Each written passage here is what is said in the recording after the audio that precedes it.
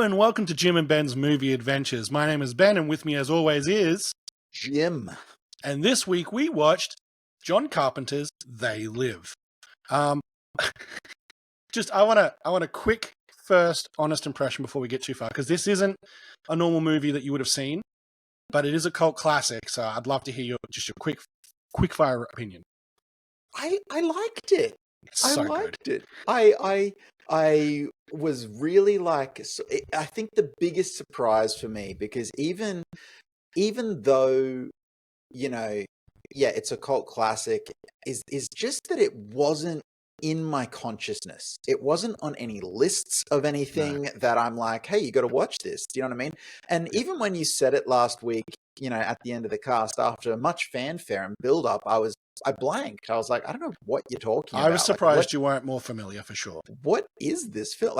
And I know John Carpenter, and I know some of his other work, and this is just a total gap for me. And in a weird way, that's kind of delightful, because I don't have a lot of gaps like this where I'm just totally like, what is this thing? And then of course watching it, and I actually really enjoyed it. Like it's B movie. It's not this sort of A level affair, but it was a lot of fun. And yeah, I was kind of just I don't know, what do people say? I was tickled. I was tickled by it. It was strange and weird, and like I was just like, this is I kind of like it, Well, we've come here to chew bubblegum and make a podcast, Jim, and I'm all out of bubblegum. So let's kick off. I'm going to quickly do the plot and then the stats. Okay, plot. Here we go. A drifter comes to town. It's Rowdy Roddy Piper. He looks like a wrestler because he is a wrestler. He sees some weird stuff as he's kind of looking for work. He sees a preacher preaching about like stuff, and he sees some stuff on a TV. And he gets a job on a work site with Keith David. Keith David makes literally every movie he's ever in better. He ends up getting a job at a work site with Keith David. Keith David takes him to a shanty town. At the shanty town, he sees the weird preacher guy again, and then the TV gets hacked. And it's like, they're controlling you, they're taking over the world, and then gets hacked back. Nada, who is Rowdy Roddy Piper's character, sees some weird people at a church and follows them, and they're looking at glasses, and then they get blown up, and then he gets a pair of glasses. He puts those glasses on, and his world changes. It's black and white. He sees things clearly. There's subliminal messaging everywhere, telling him to obey, telling him that money is his god. And then, worst of all, there are actually these aliens. John Carpenter prefers the word ghouls, but there are these aliens. And half the people are kind of aliens looking like humans, and they just go about their daily life. But they secretly talking to their watchers, and they start noticing him. And he just kills straight up a lot of aliens. Like, to everybody who's not an alien who sees him doing this, he looks like a mass murderer. He then kidnaps a lady. She's not married. I don't know why that's relevant. He almost dies falling out of the lady's house, pushed, whatever. It's wild. He finds Keith David again. Keith David thinks he's crazy. He gives him his final week pay. But then ensues maybe the greatest moment in cinematic history, a 6-minute and 23-second fight, physical fight. We'll get into the fight later, where he's just like, put on the glasses, man. Put on the glasses. How about you put on the glasses? And Keith David's like, no, you're crazy, man. Finally, he puts on the glasses, and he sees the world as it really is. They both kind of go into hiding, and then they get found by the underground, who was in the church that got raided. And they're like, yeah, we'll join the underground. Underground is dead. They just get straight wiped out almost as soon as we meet them.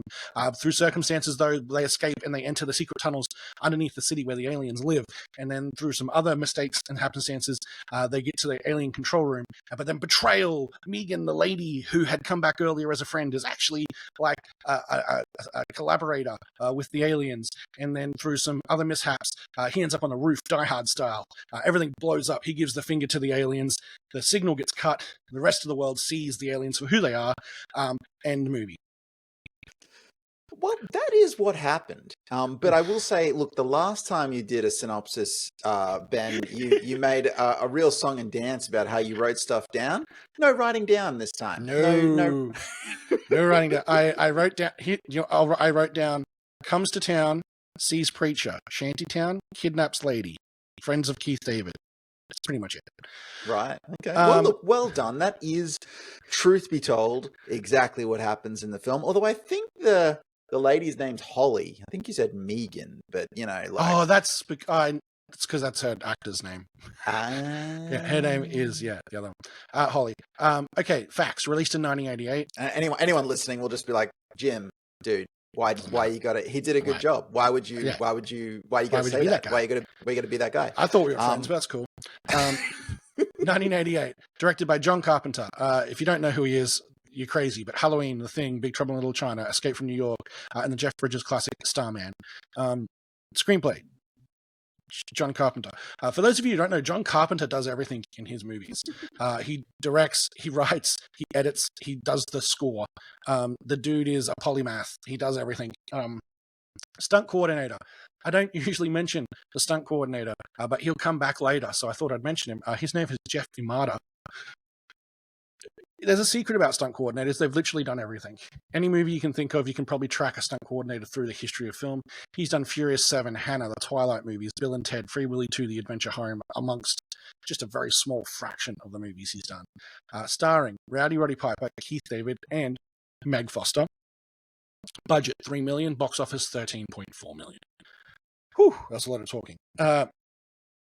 This movie I saw when I went to university for the first time. Someone was talking about it. I was 18.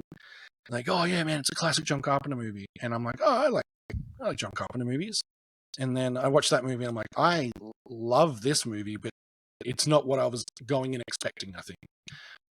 But yeah, it's definitely, once you know it's John Carpenter, like you're like, oh, of course, like, so many of the things about the way it was constructed, but it's also not like some of his other films where you would instantly necessarily recognize it's him. Like there's a few things about it where you go, oh, this could be, someone else, this, but definitely, it's got his fingerprints all over it once you know that it's a John Carpenter movie. So I was surprised at so many turns of the film, like, because the other thing is, I'm not into, as I know, look, Ben is a diehard wrestling fan, right? So obsessed. All about, he knows all the stars, he knows, like WrestleMania, he knows like all the different, the W's. There's so many W's in wrestling. There's less than there used to be. There's the E, there's the, there's all the W's, WW things, right? In wrestling. Ben knows all of these things. Now, as you can tell, I know none of these things, right? So it literally, I sat down to watch this movie and I see this drifter, rolling down, and it's like, oh, okay, he's down on his luck. He doesn't have any work, and then he gets to this construction site and like, takes his shirt off and he's sledgehammering stuff. And I'm like, this drifter's like taking steroids or something. Like this drifter's really, really buff, It's like, I didn't think he had enough to eat, but he's obviously got enough to fuel that 6-pack he's got. And then Ben's like, it's a wrestler. It's Rowdy Roddy Piper, who is a famous wrestler. Like, and I was like, okay, So I don't know. For anyone who doesn't know, he's like the first, like the start of WrestleMania era of wrestlers.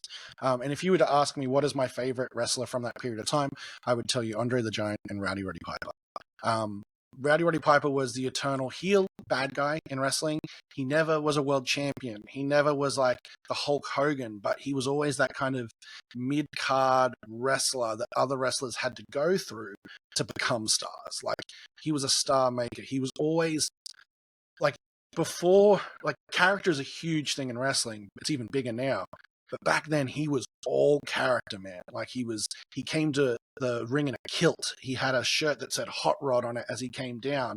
Like, he was just all attitude. Like, he fought Hogan. He fought all the legends. And the dude was amazing. And, just like wrestlers of that era, he also later in life went off the rails, then came good. And sadly, he passed away not long ago through to hard living. But he was also just magnetic, and that shows in this movie. Like, you enjoy watching him. He's not a good actor. but you Well, enjoy actually, watching him.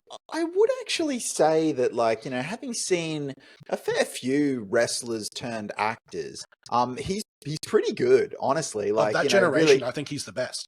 like I've actually seen, I've seen some, people who are just actors without wrestler in their title, and he's better than some of them. Like, Yeah.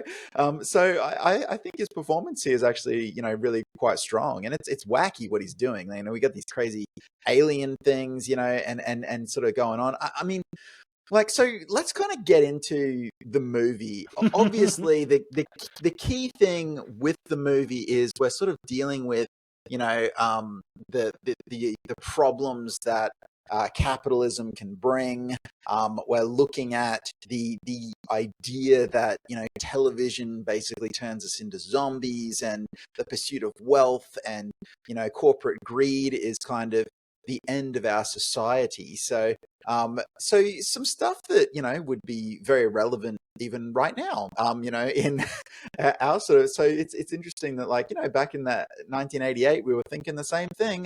Like, so but and it was kind of interesting, obviously, then looking at all of that through a super genre style lens, with the whole sort of, I don't know, body snatcher alien invasion type story, of the stealth invasion. So obviously the most clever and biggest hook of the film is that idea of the subliminal messages that are up all around us, and that we can't trust our own eyes, and that once we sort of put these sunglasses on that have this filter, we can then suddenly see, what is actually being fed to us all around. And that, I think, is a concept that definitely gives this movie something where you say, we could do more with this.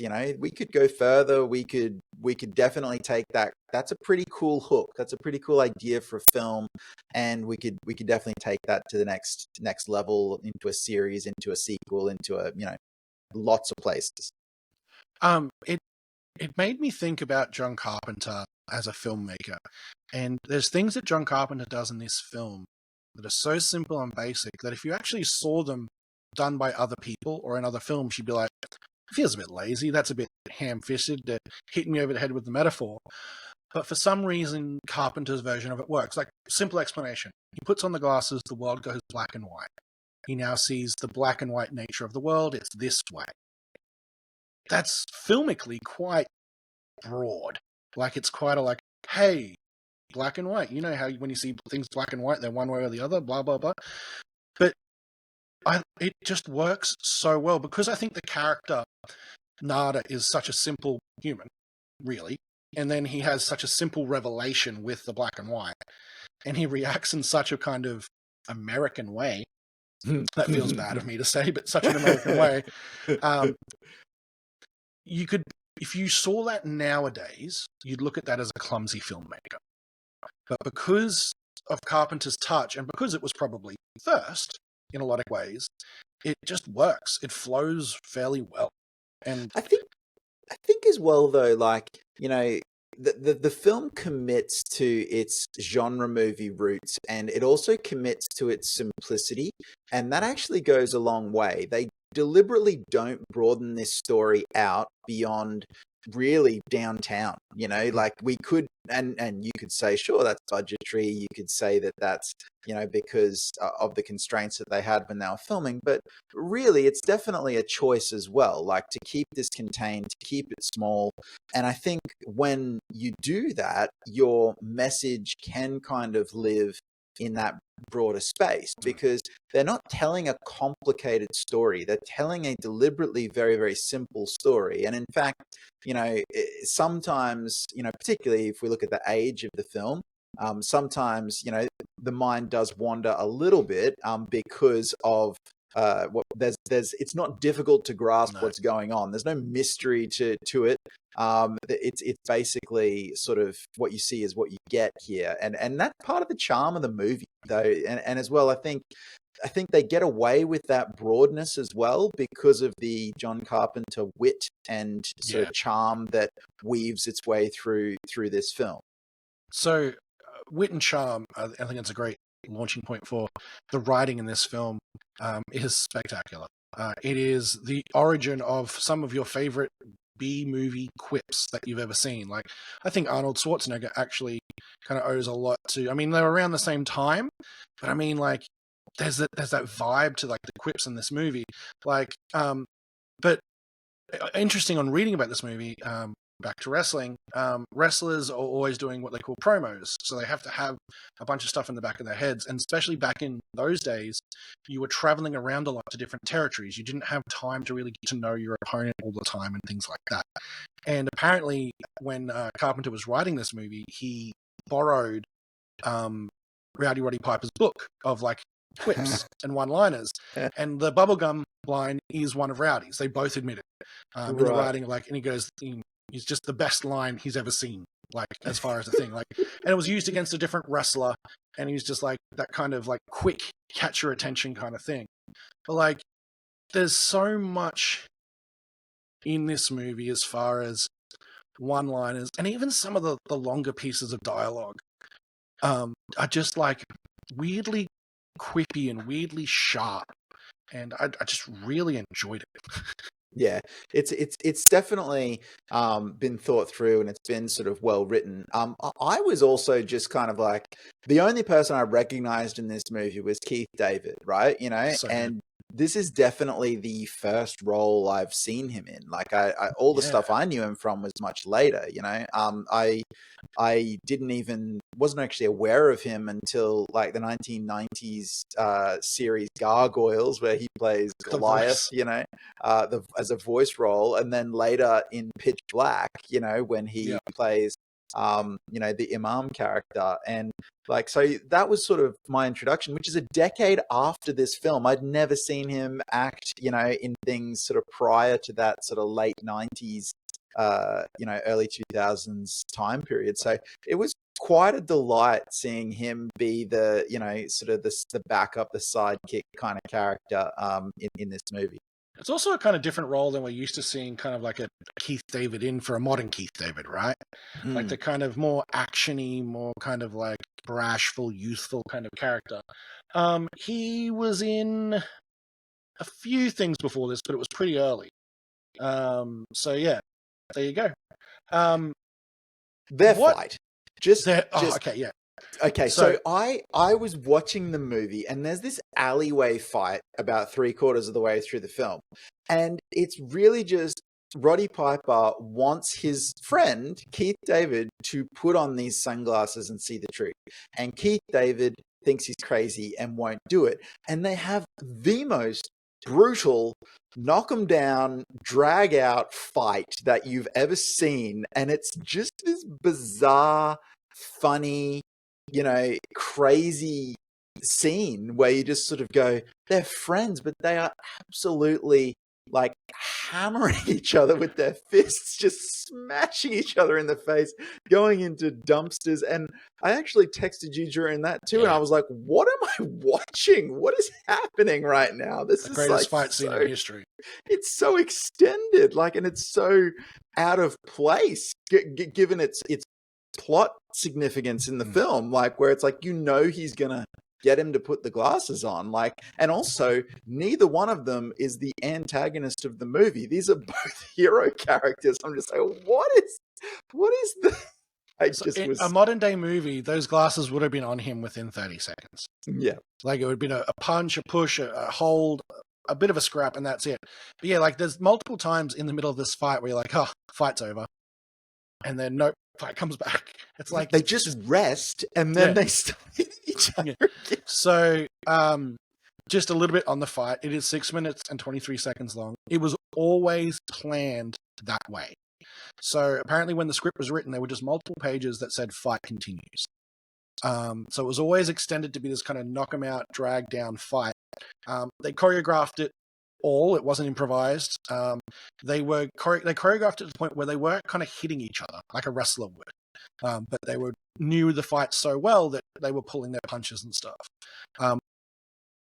Carpenter was asked to edit it down. He said no. So that's not edited down. Like, that's what was shot. So he refused to edit it down because he's like, he didn't have to refuse. They couldn't make him. It was his movie, the way he makes them. But they're like, there were notes like, hey man, you should probably edit this down. He's like, He swore in the direct quote, but he's just like, no. But yeah, and if you are a wrestling fan, you will see many wrestling moves in that. There's a sidewalk slam, there's a suplex, there's a turnbuckle push. There's so many things in that fight that you're like, oh, wrestling. And the reason I brought up the stunt coordinator earlier is because obviously he worked with them for weeks on that, but also he is pretty much every male alien in this movie. Apparently they did hire actors to play the aliens. Carpenter disliked them all when they got on set, so they just put the stunt coordinator in the makeup and got him to do them all. Well, in fact, that brings up the makeup, because like the aliens in this it's movie, like 1950s B movie. Yeah, they look wild, and I was watching it going, they are unsettling, but they're also goofy. And they're these sort of skull looking things. Obviously, Bug eyes. I was thinking to myself Mars Attacks as I was watching it, which of course Mars Attacks being, influenced itself by the 50s, B sci-fi genre. So you kind of, I was watching it and I was going, yeah, they're unsettling. But then of course, and I know you're not supposed to think about this in this movie, but it's like, why does the interdimensional alien race like have the exact same proportions as humans? I don't, and then part of me just went, oh, Jim, just be quiet, because honestly, that's not what this film is about. Like, this is not the film to have that.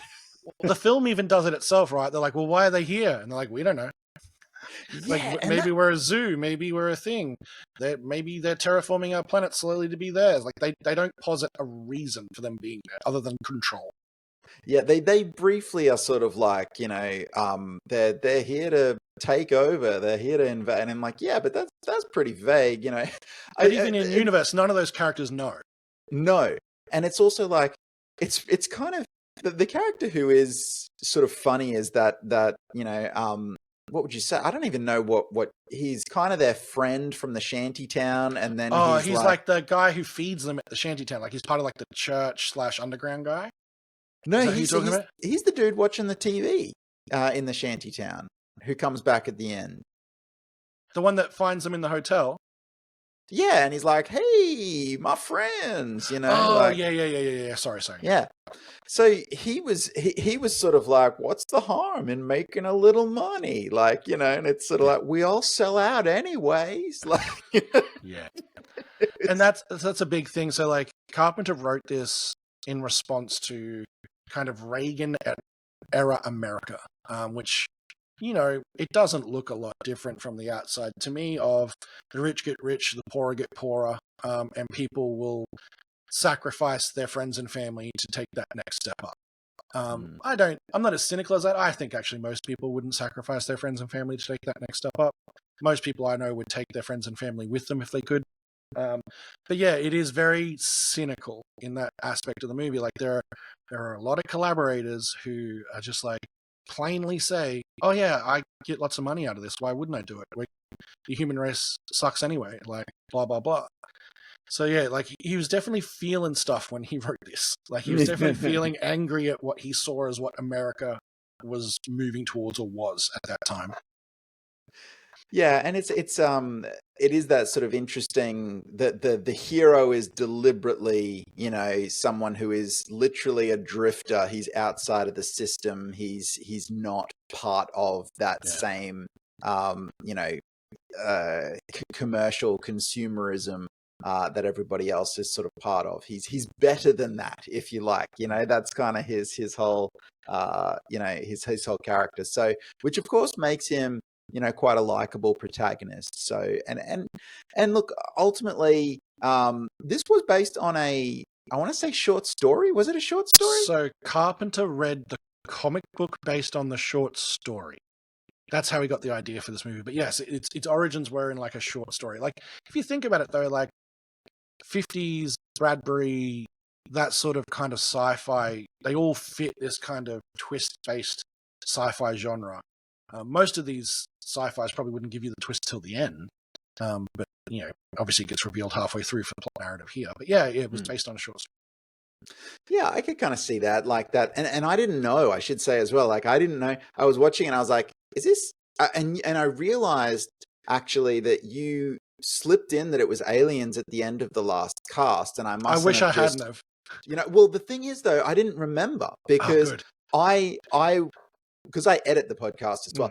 We're a real we got a lot of people working for us. Big It's team, a very big team. big team, sophisticated operation. No, so I edit the casts, right? And so, but I didn't edit last week's until after I'd watched They Live.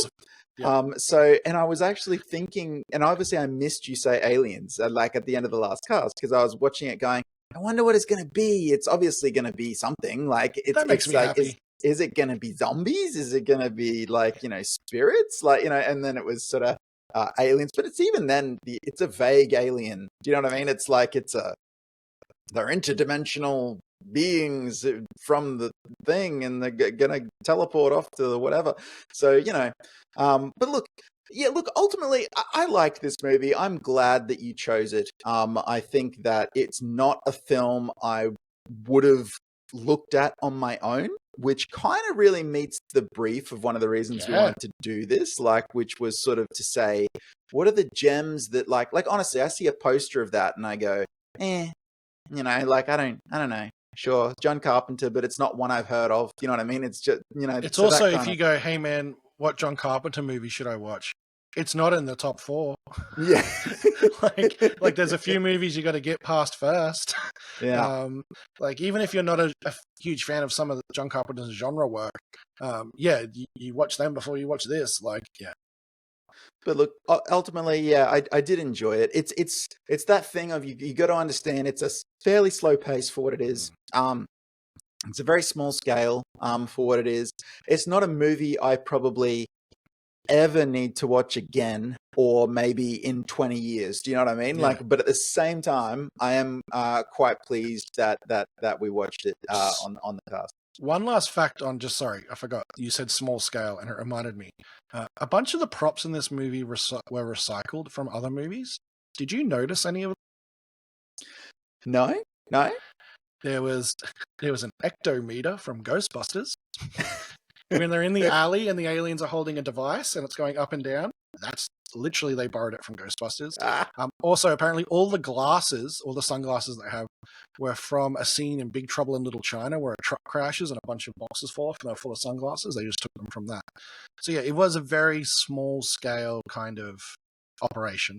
But yeah, no, I just wanted to say, it took props. Fair enough. So yeah, I'm super glad that you liked the movie. I'm actually really glad that you really knew a lot less than I thought you'd know about the movie, which is awesome. Well, that leads us to the reason for this podcast, as you said before. It's your turn to pick a movie.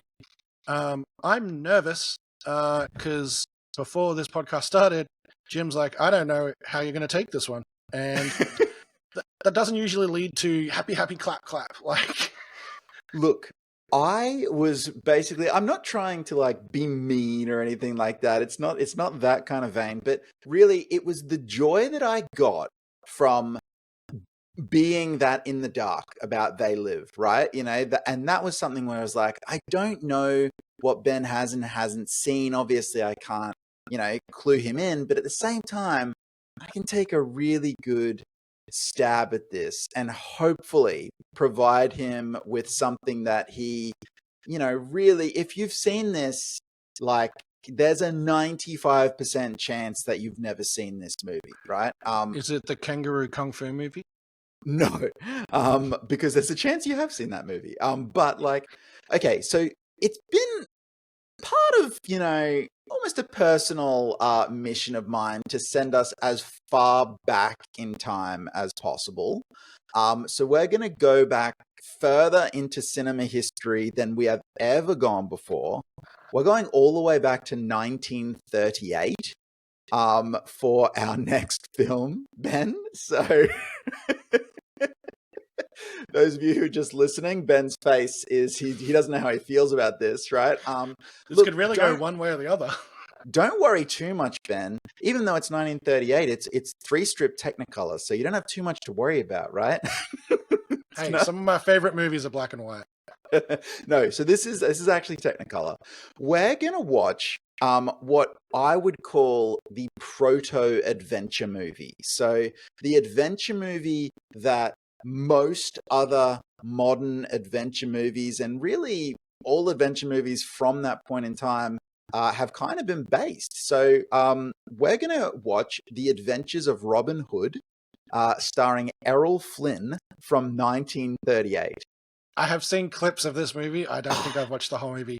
I think, oh, I may have watched the whole movie, but I would have been very young and it would have been like my dad or my granddad showing it to me because I have a distinct memory of Friar Tuck hiding behind something and bopping people on the head. Yeah. So you've that this seen movie? that clip. Yeah, But okay.